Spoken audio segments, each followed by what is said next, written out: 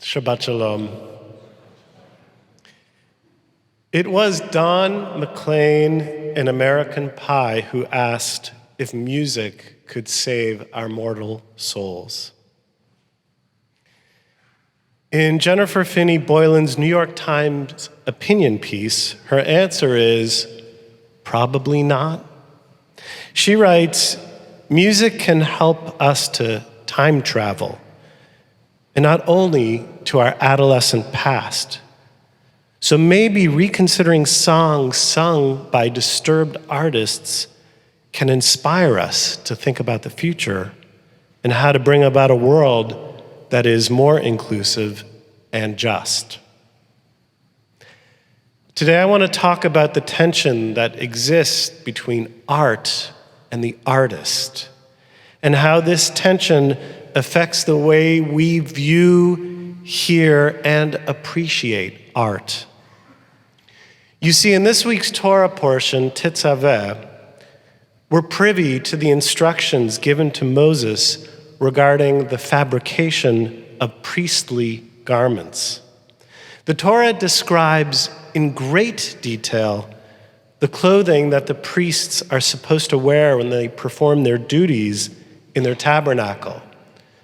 A breastplate, a gold frontlint, a fringed tunic, a headdress, a sash, and linen breeches.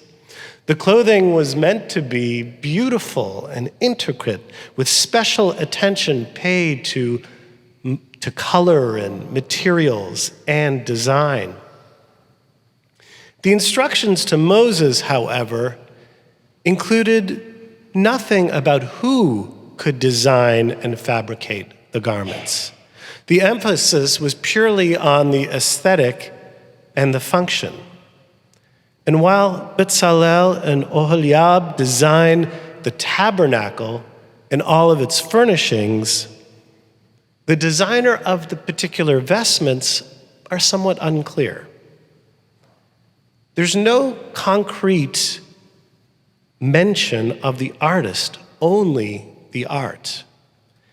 And yet the personal beliefs, ethics, and actions of any artist, biblical or modern, can have a profound impact on the way we perceive their art. And this is the tension between the artist and the art. The Israeli Philharmonic Orchestra refuses to play the music of Richard Wagner, and that's a prime example of this tension. Wagner, as you may know, was a notorious anti-Semite whose music was associated with the rise of Nazi Germany. And despite his musical genius, many Jewish musicians and audiences find it difficult to separate his music from his abhorrent beliefs and actions. The Israeli Philharmonic's decision not to play Wagner's music is an expression of their resolve to neither honor nor celebrate an artist whose views are in direct conflict with their own. However, tension between art and artists is certainly not limited to anti-Semitism. Shlomo Carlebach, for example, is considered by many to be the foremost Jewish religious songwriter of the 20th century. As a famous rabbi, singer, and songwriter, he faced many allegations of horrific sexual misconduct. Yet despite these accusations, his fans and his followers continue to listen to and appreciate his music. Conversely, many synagogues in our movement banded together to abstain for using his music for an entire year. While this act of restraint raised awareness around Carlebach's immorality, an unintended consequence was the devastation of his daughter Neshama Carlebach's concert career, as she has taken her father's music and made a living in beautifully rearranging his melodies. Let's be clear, sexual misconduct is a disgusting action, and its victims are forever scarred. And in this circumstance, one of the many ripple effects included Neshama needing to burden the immorality of her father's actions. So what can we take away from these examples? In the tension between an art and an artist, it's not easily resolved, and we as individuals must decide for ourselves whether we are able to separate an artist's personal beliefs and actions from their art. Should we strive to appreciate art for its own sake and not let our opinion of the artist govern our perceptions of their work? Do we allow for teshuvah, for one's forgiveness, for those who do the work to improve their moral character? Does time heal wounds?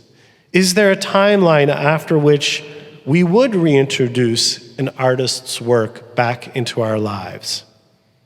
Perhaps when said artist can no longer benefit from financial gain. Perhaps when said artist is no longer with us. While I don't condone ignorance, I do believe that our expression of art has the power to transcend its creator's politics and personal beliefs. When we listen to a beautiful melody, read a moving poem, or admire an intricate painting, we can travel to a deeper valley or a higher plane than politics or ideology can reach. In the same way that the priestly garments in this week's Torah portion were meant to elevate the spiritual experience of the priests and the community, art has the ability to elevate our souls and to connect us, I believe, to something greater than ourselves. American philosopher and art critic Arthur C. Danto offers this consideration. He writes, "Works of art are always products of a certain cultural context, but to appreciate them only in terms of that context is to miss their larger significance as objects of contemplation and reflection. The value of art lies in what it reveals about the human experience, not in the particular historical circumstances of the artist. In the same way, art can unite us and transcend our differences." This idea is exemplified by the song "God Bless the USA" by Lee Greenwood, which I'd considered using as part of the Stand Up to Anti-Semitism service that we held last weekend. Even though I believed it to be the best song for the moment, I was swayed by doubt and ultimately opted not to use the song because of its songwriter's ties to divisive politicians and partisan history. I capitulated under the tension between the art and its artist. To sing this song for the anti-hate service without providing a context would have given rise to further misunderstanding. But here, in this sanctuary, where one can frame a song with its origin story and in the context of multiple perspectives, hopefully without judgment, allows for the song to affirm its original artistic message. Greenwood wrote this song with his veteran father in mind. His initial intention was to unite Americans after the Korean Flight 007 was shot down by Soviet forces in 1983. You might remember that 269 passengers were perished. I recognize now that God Bless the USA is more than its past usage or Greenwood's beliefs. It's an anthem for many Americans, a celebration of values that we hold dear as a nation. It speaks to the pride that we feel in our country and the sacrifices that have been made to protect our freedoms. Regardless of our political belief or views on specific policies, this song, at face value, has the power to bring us together and remind us of the ideals that we share. We are a community that works to seek justice. We confront hate and bigotry and wrongdoing. We also grapple with nuanced perspectives of art, culture, and music. That is the gift that we bear in this community. That is the gift that we receive as patriotic Americans. God bless us and God bless this beautiful country. Shabbat Shalom.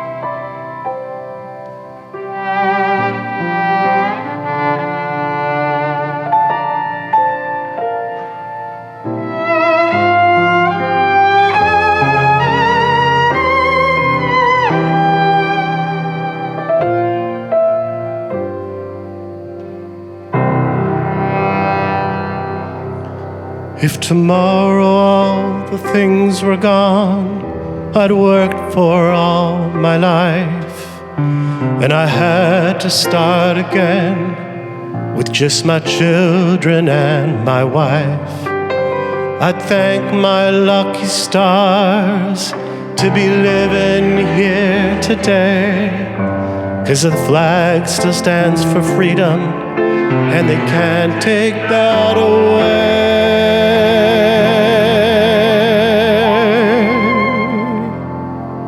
And I'm proud to be an American, where at least I know I'm free. And I won't forget the folks who died, who gave that right to me.